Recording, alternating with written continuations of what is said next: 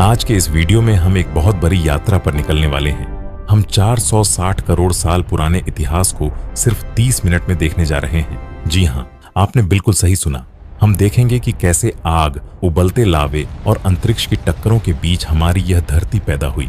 इसके बाद हम उस दौर में चलेंगे जहां डायनासोरों का राज था और फिर देखेंगे उनका वो डरावना अंत। कहानी यहाँ खत्म नहीं होगी। हम जानेंगे कि कैसे छोटे छोटे जीवों से इंसान के पूर्वज बने और कैसे अफ्रीका से निकलकर हम पूरी दुनिया में फैल गए। और वीडियो के आखिर में हम चलेंगे सिंधु घाटी की उन गलियों में जिनका रहस्य आज भी एक पहेली बना हुआ है।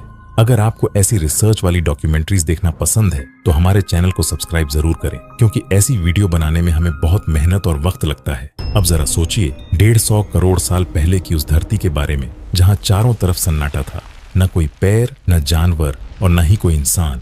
आज की सुंदर धरती तब एक जलते हुए गोले जैसी थी। हर जगह ज्वालामुखी फट रहे थे, लाल लावा नदियों की तरह बह रहा था और आसमान में सिर्फ धुआं और राख थी। बारिश का तो नामो निशान नहीं था, बस आग और तूफानों का राज था।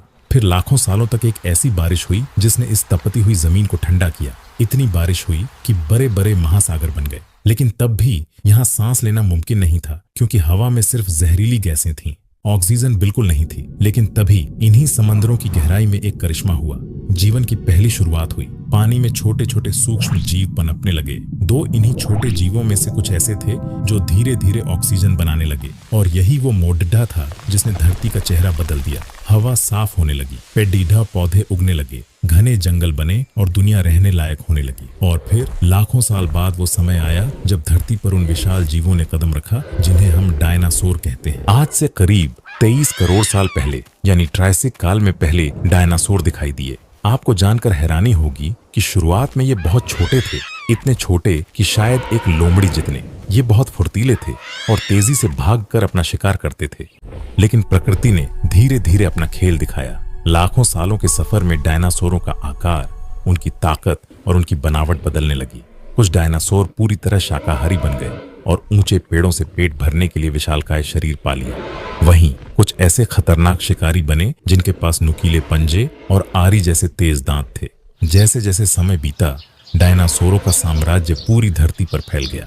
घने जंगलों से लेकर ऊंचे पहाड़ों तक हर तरफ बस इन्हीं का राज था।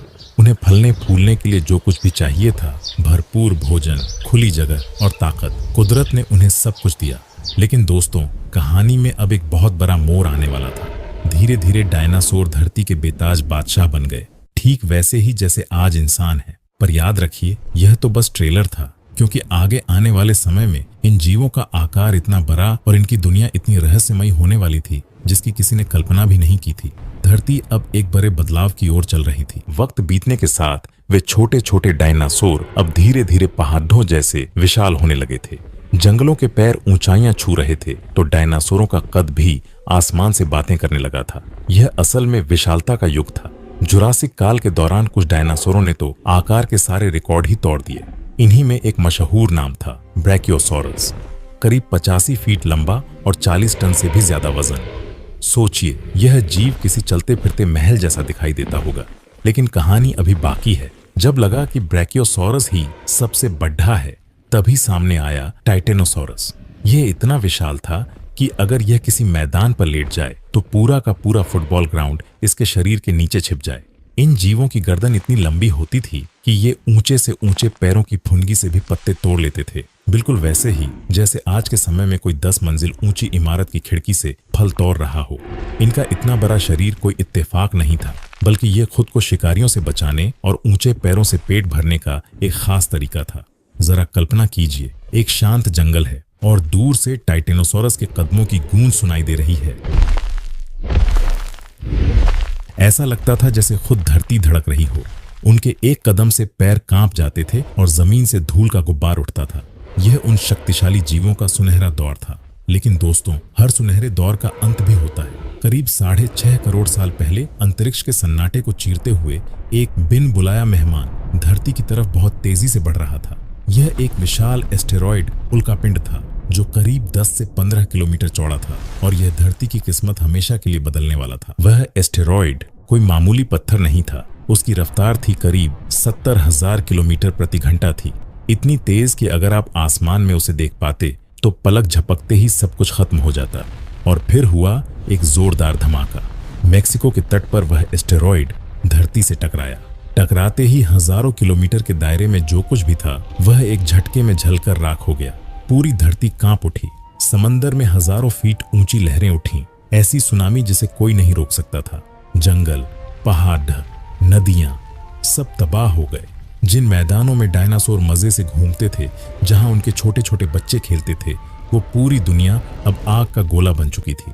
जो डायनासोर कल तक इस धरती के राजा थे, आज वो बेबस हो रहे थे। कुछ तो धमाके के साथ ही खत्म हो गए, और जो दूर होने की वजह से बच गए उन्हें आने वाले वक्त ने मार डाला। चारों तरफ अंधेरा छा गया। भूख और कड़ाके की ठंड ने उन्हें घेर लिया। पैरों से पत्तियां झड़ गईं, फूल सूख गए और आसमान में महीनों तक धुआं और राख जमी रही। सूरज की रोशनी धरती तक पहुंचना बंद हो गई। पूरी दुनिया में ऐसा सन्नाटा छा गया जैसे जिंदगी ने हार मान ली हो। इतिहास में इसे सबसे भयानक विनाश माना जाता है। वैज्ञानिक कहते हैं कि उस दिन धरती ने अपना सबसे दुखद समय देखा था। वो डायनासोर जिन्होंने लाखों सालों तक हुकूमत की, आखिर में अंतरिक्ष से आए एक पत्थर के सामने बेबस हो गए। लेकिन दोस्तों, डायनासोरों का यह अंत कहानी का खात्मा नहीं था। यहाँ एक बहुत बड़ा ट्विस्ट आता है।